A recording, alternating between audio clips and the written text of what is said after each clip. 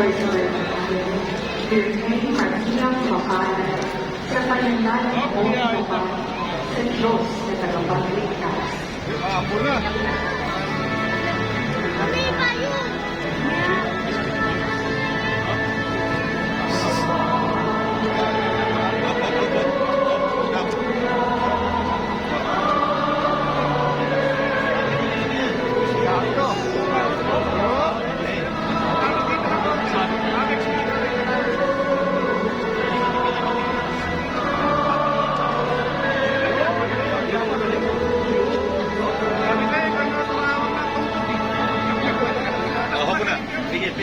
Sumainyo ang Panginoon at sumainyo'y ang mabuting balita ng Panginoon ayon kay San Juan.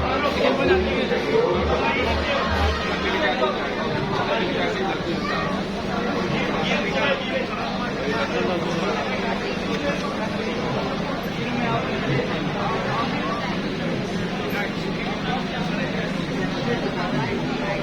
noong panahon iyon, ay kasalang sa Cana, Galilea, at naroon ang ina ni Jesus. Si Jesus at ang kanyang mga alagad ay naroon dito. Tinapos na Cana kaya sinabi ng ina ni Jesus sa kanya. Diretso. Nagpisa sila ng alak. Sinabi ni Jesus.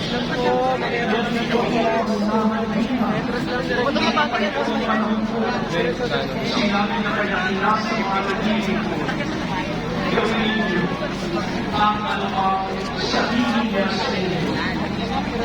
Doon ay aming natabayan ang bawat isang nagsalapan ng 20 gano'n. Paalala na mga ito para sa paglilinis ay sa tuntungan at reliyon ng mga Hudyo. Sinabi ni Jesus sa mga katulong, kunin ninyo ng tubig ang mga tabayan at pinunan ang dalagang inasal. Sinabi na rito, ang una kong inihahain ay ang masarap na alak. Kapag marami ng nainom ang mga tao, saka inihahain ang mababang uri. Ngunit, ipinagpahuli ninyo ang masarap na alak. Ang nangyari nito sa Cana, Galilea, ang siyang unang kababalaghang ginawa ni Jesus. Sa pamamagitan nito'y inihayag niya ang kanyang kadakilaan at nanalig sa kanya ang mga alagad. Ang mabuting balita ng Panginoon. Pinupuri ka namin, Panginoong Jesucristo. The Most Blessed Virgin Mary, under her glorious title as Our Lady of Lourdes, she descended from heaven in 1858, appeared to Saint Bernadette Soubirous at the hallowed grotto of Massabier.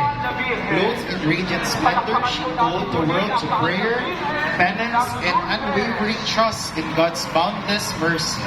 Through her maternal intercession, wondrous miracles of healing and profound conversions have raised the faithful, transforming Lourdes into a sanctuary of divine grace, a fountain of hope for afflicted, and a beacon of faith that illuminates the path to Christ.